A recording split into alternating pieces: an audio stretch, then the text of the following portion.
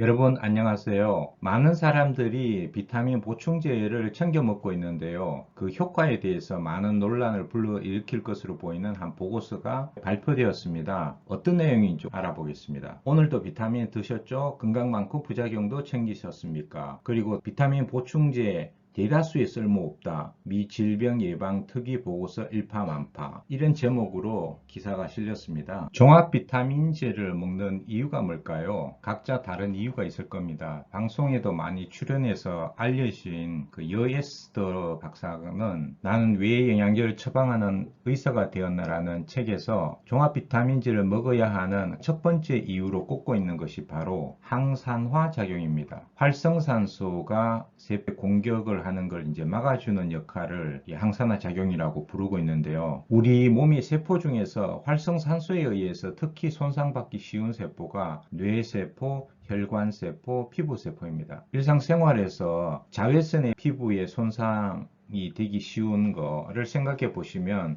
활성산소 이해하기가 쉬울 겁니다. 그리고 그 유전 정보를 담고 있는 DNA가 활성산소에 의해서 손상이 되면 노화라든지 여러 가지 질병이 발병될 수 있는데요. 그 중에서도 특히 DNA 손상은 암의 이제 발병 원인이기도 합니다. 특히 비타민 E 같은 경우는 이 LDL 콜레스테롤의 산화를 방지해서 혈전 생성을 억제시켜줘서 심혈관 건강에 이제 도움을 주는 것으로 알려져 있죠.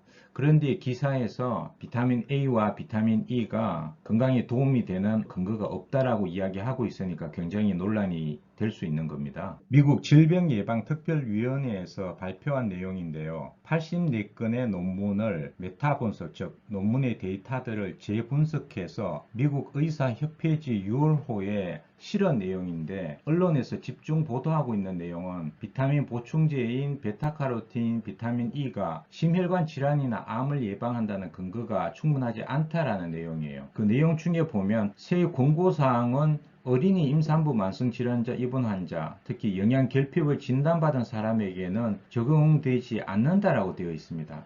약간 모호한 부분이 현대인들이 식생활에서 주요 영양소들이 부족하기 때문에 영양 균형을 맞추기 위해서 비타민 보충제를 또 섭취하는데요. 영양 결핍을 진단받은 사람에게는 적용되지 않는다라고 이야기하니까 이 내용이 참 모호한 부분이 있습니다. 발표한 그 미국 질병예방특별위원회라는 데는 1984년도에 설립된 미국 보건복지부가 선정한 의사하고 과학자들로 구성된 독립기관인데 지원을 정부에서 하고 있기 때문에 사실 정부기관이라고 볼 수 있습니다. 그리고 여기서 공고하는 지침이 A등급에서 D등급까지 나와 있는데요. D등급 같은 경우는 효과가 없거나 득보다는 실이 커서 권장하지 않는다는데 이번 이제 발표에서 베타카로틴과 비타민 E는 D등급으로 공고 지침이 정해진 겁니다. 이번 발표에 대해서 미국 내에서도 여러 가지 반론이 있는데요. 매일 복용하는 종합 비타민제는 암을 줄일 수 있다. 그리고 비록 약간 줄인다고 해도 그건 결코 작은 게 아니다 라는 의견이 있고요. 그 다음에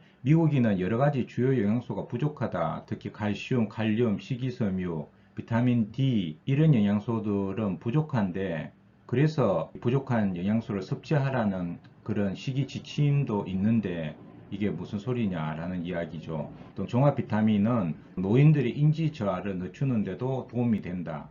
비타민 보충제의 필요성과 효과에 대한 긍정적인 의견들이 있는데 비타민 E와 베타카로틴의 그 근거가 부족하다라고 이야기하고 있으니까 이런 반론들이 있는 겁니다. 여기에서 우리가 생각해 볼 문제는 이런 기사나 권위 있는 기관에서 발표하는 내용이라 하더라도 그냥 믿을 게 아니라 균형 있는 관점이 이제 필요하다라는 부분을 말씀드리고 싶습니다. 2007년도에 굉장히 큰 이슈가 되었던 또 한 가지 발표 내용이 있었는데요. 덴마크 코펜하겐 병원 연구팀에서 68건의 논문을 다 분석해서 결과를 발표한 내용인데 항산화 비타민인 비타민 A, C, E, 베타카로틴을 함께 복용했을 경우에 평균 5% 이상의 사망률이 높아진다는 거예요. 따로 먹었을 경우에도 비타민 A는 16%, 비타민 E는 4%, 베타카로틴은 7% 사망률을 높인다라는 내용입니다. 비타민 보조제하고 사망률에 관한 이런 발표는 그 당시 큰 이슈였습니다. 비타민 C 경우에는 사망률 증감에 큰 영향을 미치지 못한 것으로 드러났고 사망률에 영향을 끼친 직접적인 메커니즘은 규명하지 못했다라고 발표를 했는데요. 비타민제가 건강에 도움이 되지 않고 오히려 사망률을 높인다라고 발표가 되니까 일반 소비자분들도 굉장히 놀라신 분들도 많았고, 봐라, 비타민제 여러 개 먹으면 건강에 오히려 좋지 않잖아, 이렇게 이야기하시는 분도 있고, 여러 가지 문의를 많이 받았던 그런 기억이 있습니다. 언론에서 이 내용을 집중적으로 보도했기 때문에 코펜하겐 쇼크다 할 정도로 큰 반향을 일으킨 그런 부분인데요.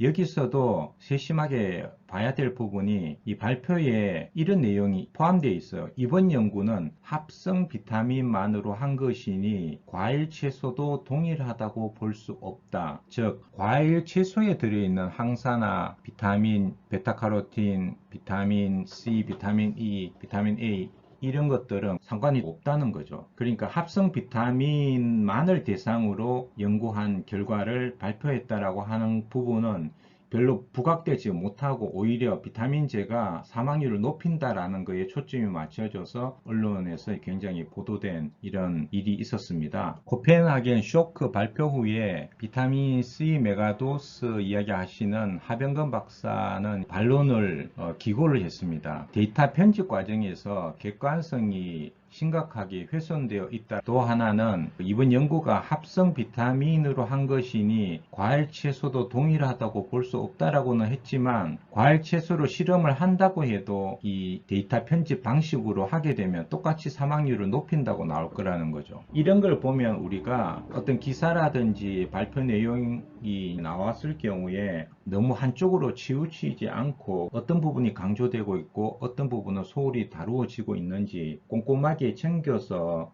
바라보는 균형 있는 관점을 평상시에 가질 필요가 있다라고 이야기하고 싶습니다. 국내 건기식 시장 규모를 보시면요, 2018년도에 4조 3천억 원 정도의 시장 규모를 차지하고 있습니다. 건강기능식품을 왜 섭취하느냐라고 그 이유에 대해서 설문조사를 해보니까 제일 먼저 부족한 영양분 섭취와 건강 유지를 위해서 건강기능식품을 먹는다 라고 답변을 했어요. 그리고 면역력 강화를 위해서, 또 자녀 학업 성취도를 높이기 위해서, 또 아이의 키 성장을 위해서, 이런 순위로 나와 있는데요. 영양 균형과 건강 유지, 또 면역력 강화를 위해서, 이거는 비단 어린이나 청소년뿐만 아니라 성인들 경우에도 마찬가지일 겁니다. 그런데 건강기능식품에 대해서 회의적인 관점을 가지시는 분들은 또 이런 이야기를 하죠. 비타민을 포기하지 못하는 이유는 바로 심리적인 불안 때문이다. 마케팅의 수단으로 이런 불안한 심리, 걱정, 이런 거를 이용한다, 이렇게 비판을 하는 분이 있는데요. 물론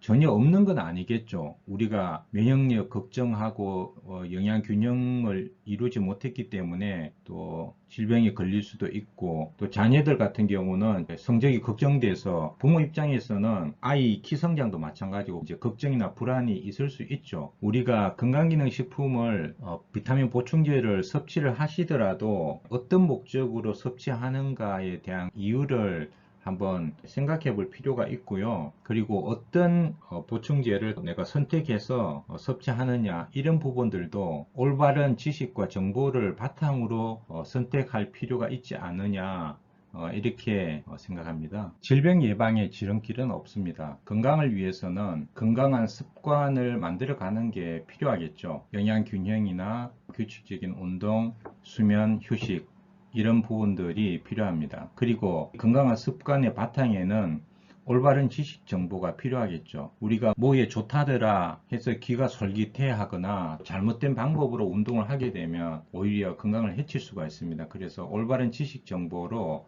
스스로를 지켜나가는 노력이 필요하겠습니다. 오늘 비타민 보충제에 관련된 기사를 함께 살펴봤는데요. 내용이 도움이 되셨다면 구독, 좋아요 부탁드립니다. 댓글까지 주시면 큰 힘이 되겠습니다. 다음에 또 유익한 내용으로 함께 하겠습니다. 오늘 함께 해주셔서 대단히 감사합니다. 여러분, 무더위에 건강관리 잘 하세요.